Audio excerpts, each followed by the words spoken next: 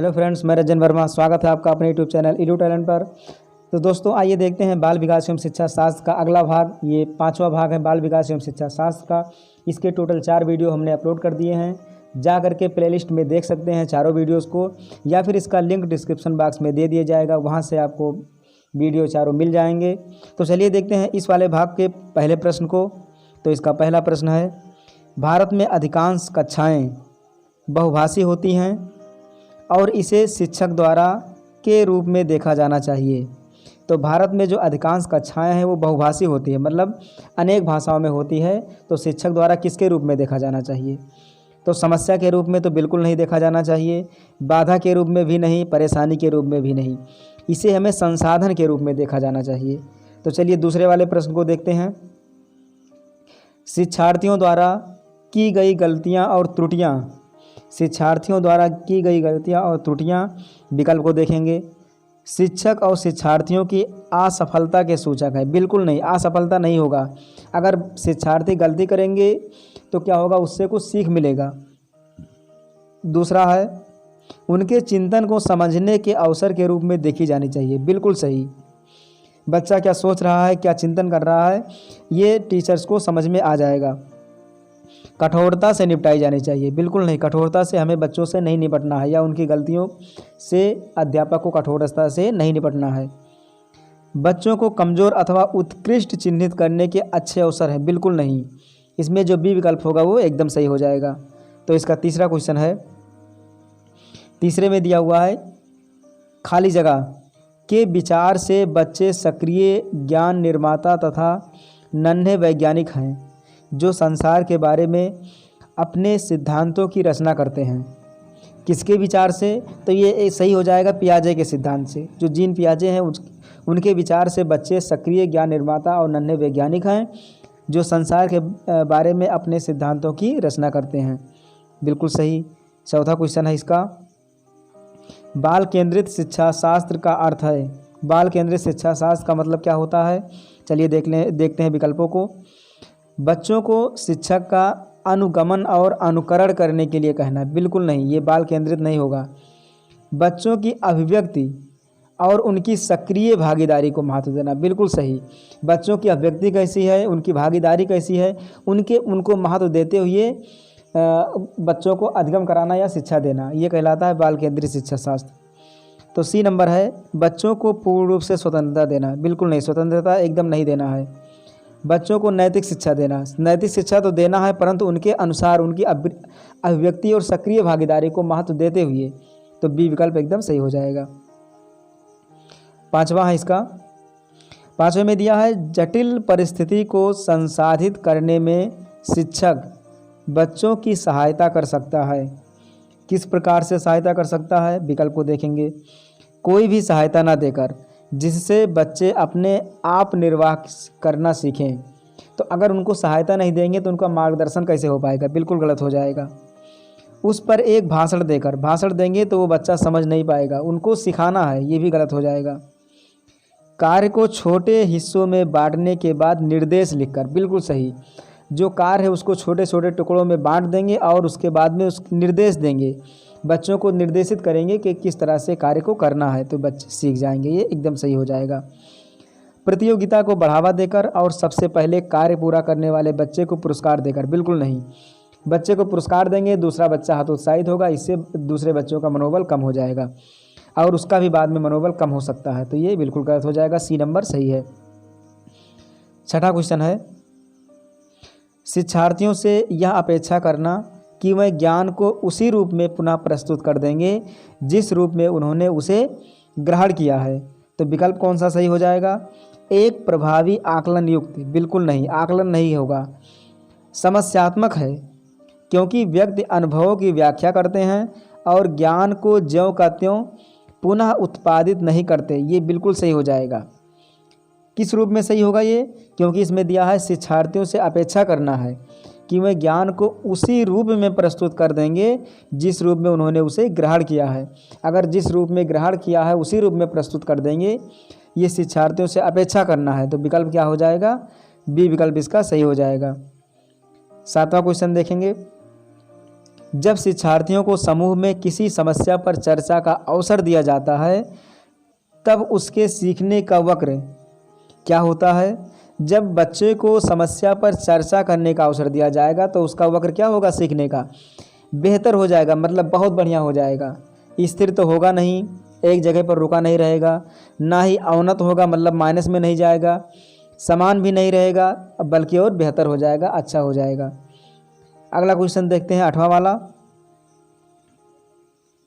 8वां question इसका है, विकास की गति एक व्यक्ति से दूसरे में भिन्न होती है, किंतु यह एक नमूने का अनुगमन करती है। किस प्रकार नमूने? क्रमबद्ध और व्यवस्थित नमूने का अनुगमन करती है। क्योंकि जो विकास की गति होती है वो क्या होती है? क्रमबद्ध और व्यवस्थित होती है। अव्यवस्थित गलत हो जाएगा, अप्रत्याशित गलत हो जाएगा, एड़ी से चोटी तक बिल्कुल गलत हो जाएगा, बल्कि क्या होगा? ये क्रमबद्ध और व्यवस्थित हो जाएगा। 9वां क्वेश्चन, विकास के लिए निम्नलिखित में से कौन सा एक उचित है? तो विकास के लिए कौन सा उचित हो जाएगा? विकल्प देखेंगे। सामाजिक सांस्कृतिक संदर्भ विकास में एक महत्वपूर्ण भूमिका का निर्वाह करता है, बिल्कुल सही हो जाएगा।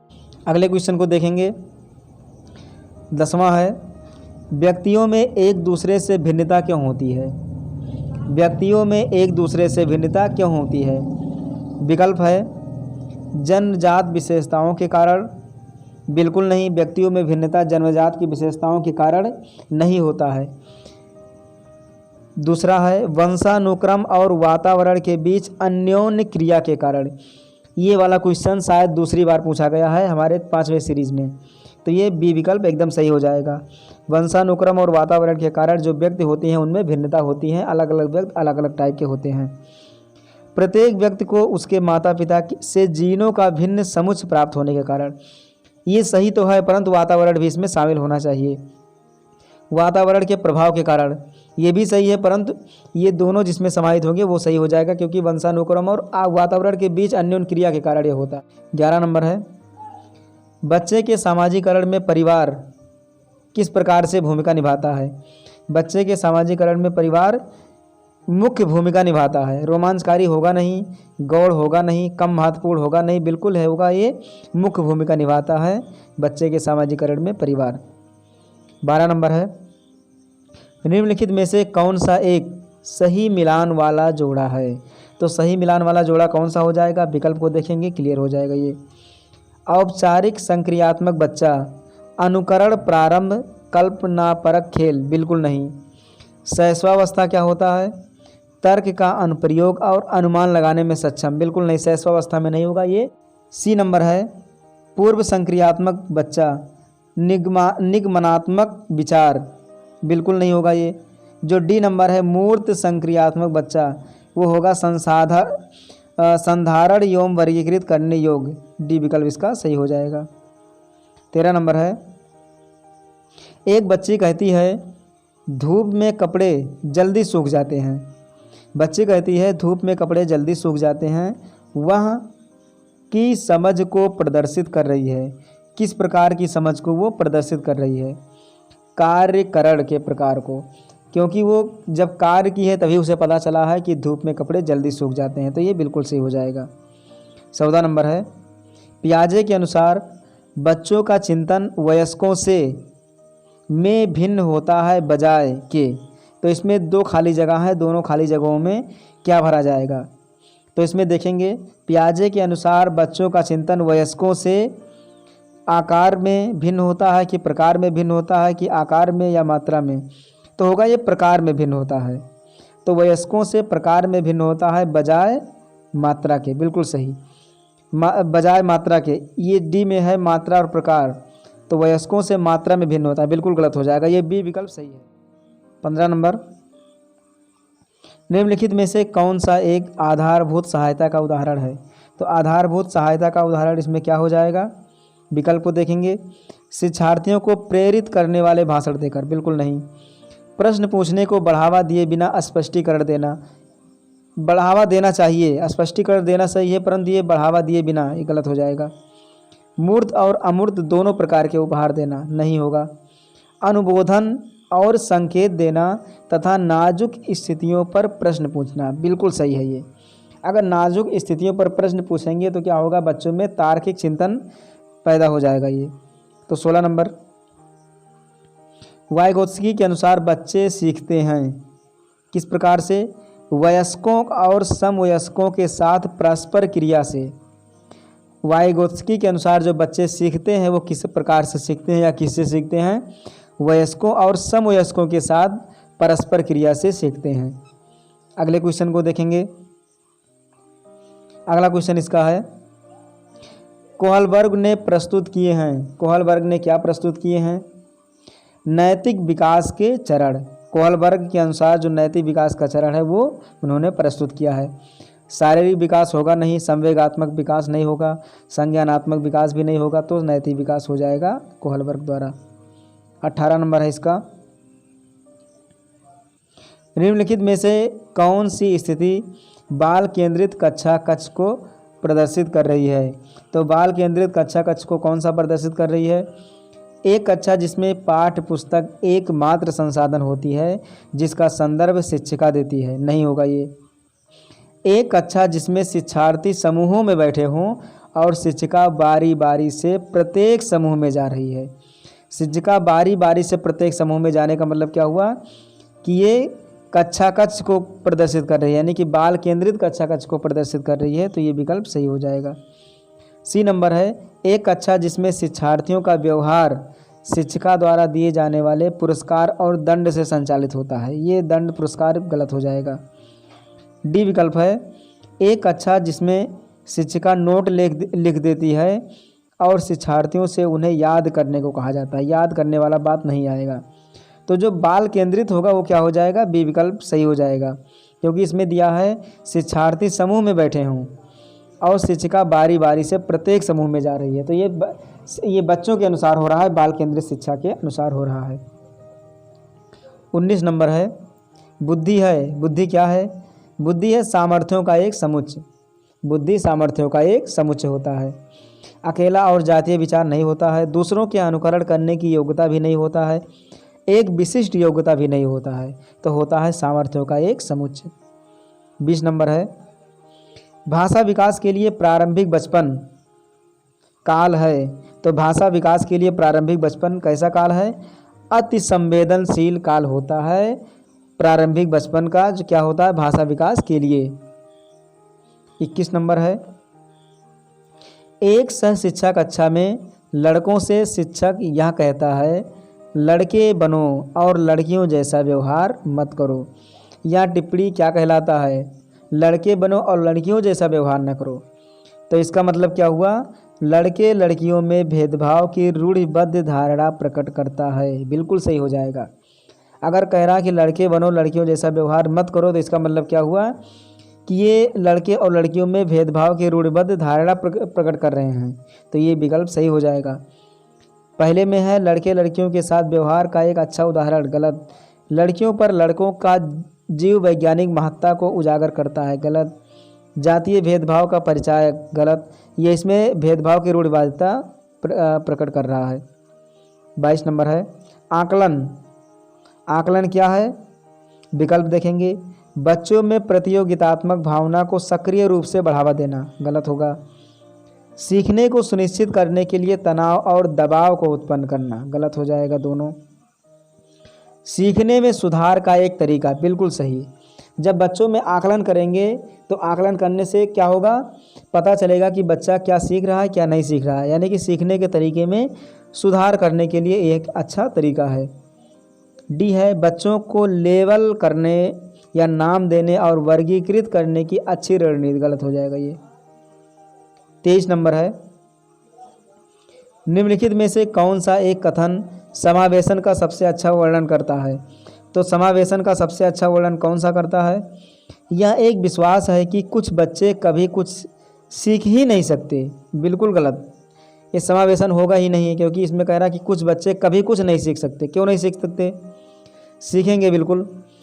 यह एक दर्शन है कि सभी बच्चों को नियमित विद्यालय प्रणाली में समान शिक्षा प्राप्त करने का अधिकार, ये बिल्कुल सही हो जाएगा। समान शिक्षा प्राप्त करना यानी कि समावेशन, एकदम सही होगा। यह एक दर्शन है कि विशेष बच्चे ईश्वर के विशेष उपहार हैं, गलत हो जाएगा। यह एक विश्वास है कि बच्चों को अपनी योग्यताओं के अनुसार अलग किया जाना चाहिए। ऐसा नहीं करेंगे, अलग हम बिल्कुल नहीं करेंगे, अलग करेंगे तो समावेशन नहीं होगा। 24 नंबर है इसका। वंचित वर्ग की पृष्ठभूमि के बच्चों को शिक्षा प्रदान करने के लिए शिक्षक को चाहिए कि क्या चाहिए? उनके बारे में अधिक जानकारी जुटाने का प्रयास करें और उन्हें कक्षा में होने वाली चर्चा में शामिल करें। बिल्कुल सही है। जो वंचित वर्ग वाले पृष्ठभूमि के बच्चे हैं उनको अगर शिक्षा प्रदान करना है तो शिक्षक को क्या चाहिए? उनके बारे में जानकारी इकट्ठा करना चाहिए, यानी कि जानकारी हमें जुटाने का प्रयास करना चाहिए और कक्षा में होने वाली चर्चा में उनको शामिल करना चाहिए। एकदम सही हो जाएगा। उन्हें कक्षा में अलग बैठाना जाए नहीं, गलत होगा, अलग नहीं बैठाना है। उन पर ध्यान न दें क्योंकि वह दूसरे शिक्षार्थियों के साथ अंतःक्रिया नहीं कर सकते। क्यों नहीं कर सकते? गलत हो जाएगा। उन्हें बहुत सा लिखित कार्य दें, गलत हो जाएगा। 25 नंबर है।